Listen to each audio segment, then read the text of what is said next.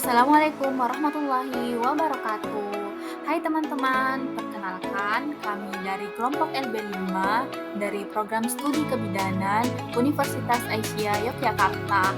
Baiklah, kami akan menjelaskan tentang masa premenopause pada wanita. Hai teman-teman, welcome to our video.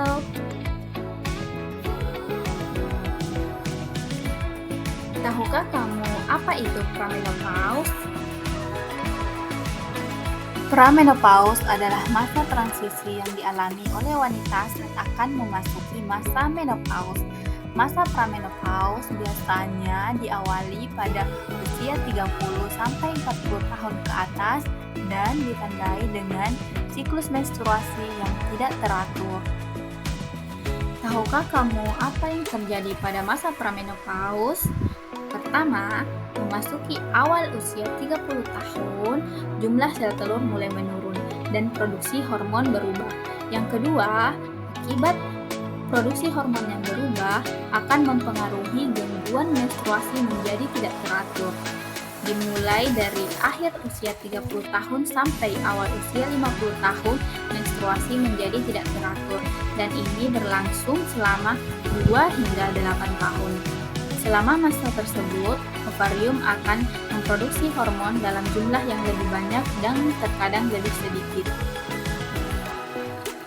Setelah usia 6 hingga 12 bulan sebelum menstruasi berhenti, ovarium akan berhenti melepaskan sel telur.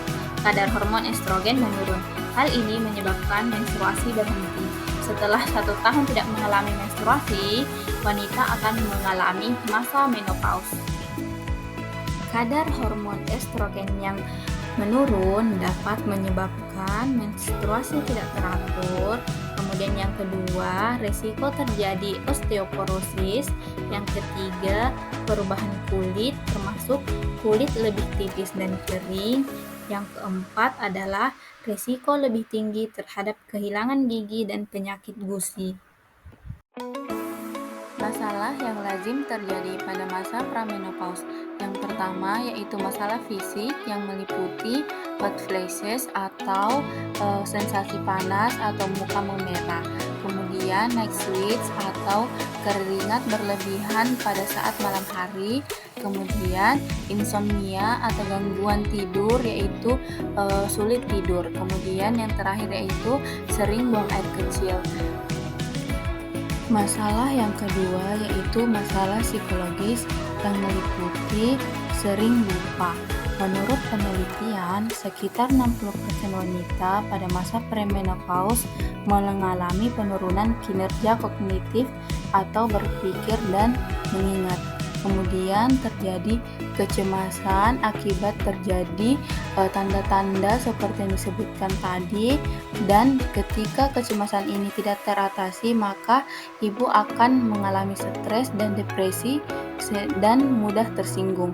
Kemudian masalah yang ketiga yaitu masalah seksual. Akibat penurunan hormon estrogen, ibu akan mengalami kekeringan pada vagina.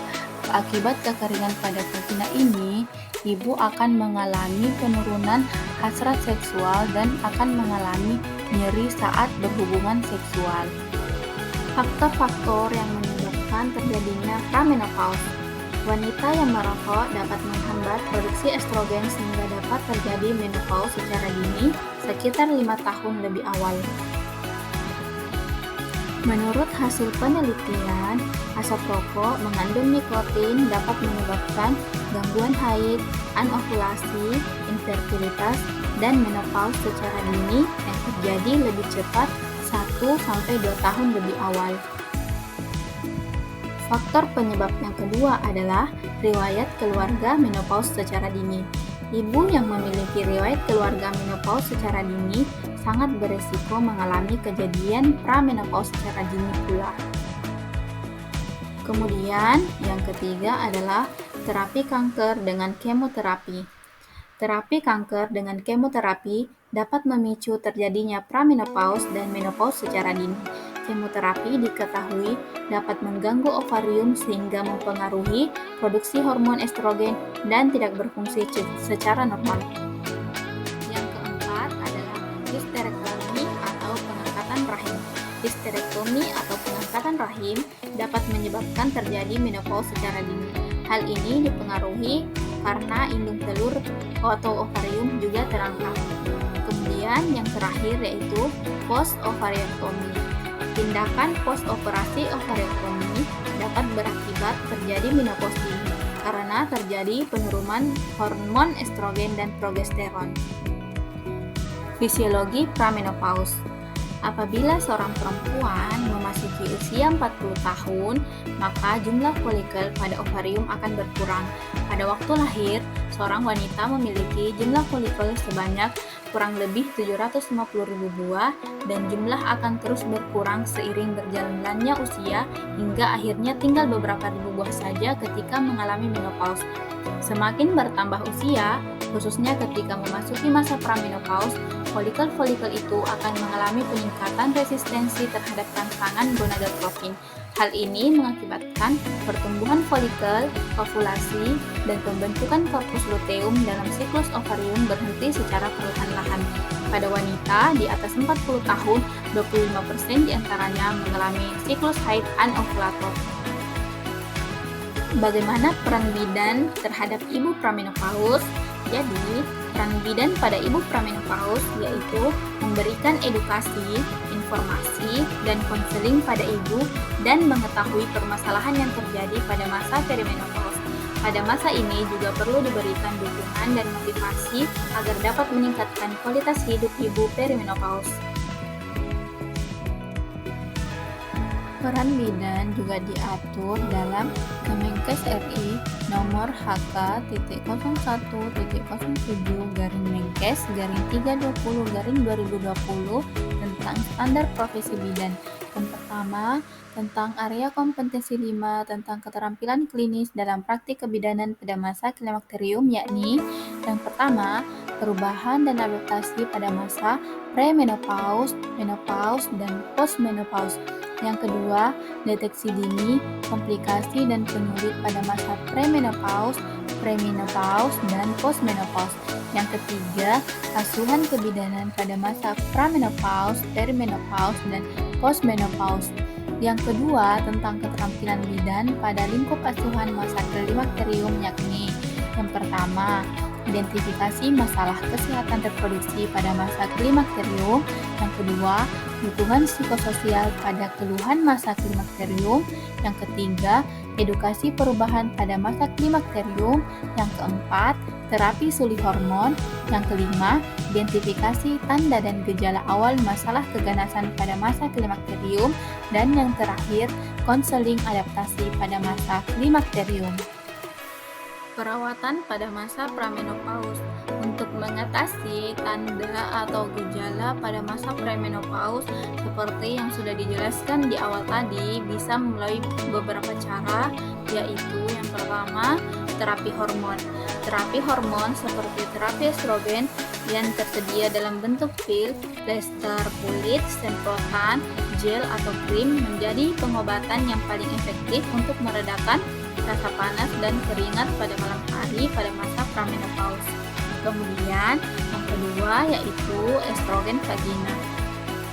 Estrogen dapat diberikan langsung ke vagina menggunakan tablet cincin atau krim vagina. Perawatan ini melepaskan sedikit estrogen yang diserap oleh jaringan vagina dan dapat membantu meredakan kekeringan vagina dan ketidaknyamanan saat berhubungan seksual. Kemudian yang ketiga yaitu antidepresan.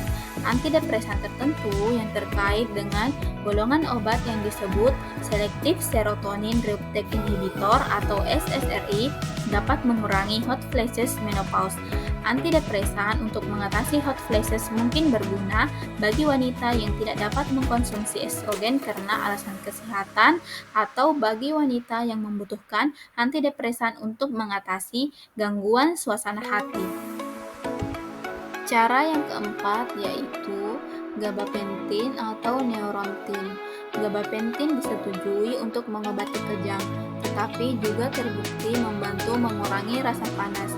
Obat ini bermanfaat bagi wanita yang tidak dapat menggunakan terapi estrogen karena alasan kesehatan dan bagi mereka yang juga mengalami migrain. Yang terakhir yaitu fezolinetan atau Veoza. Obat ini adalah pilihan bebas hormon untuk mengatasi hot flashes saat menopause. Obat ini bekerja dengan cara memblokir jalur di otak yang membantu mengatur suhu tubuh. Bagaimana cara merawat diri pada masa premenopause? Yaitu dengan menerapkan gaya hidup sehat. Seperti apa gaya hidup sehat itu? Nah, yang pertama, gaya hidup sehat yaitu jangan merokok atau berhenti merokok. Berhenti merokok dapat mengurangi rasa panas dan resiko kesehatan jangka panjang.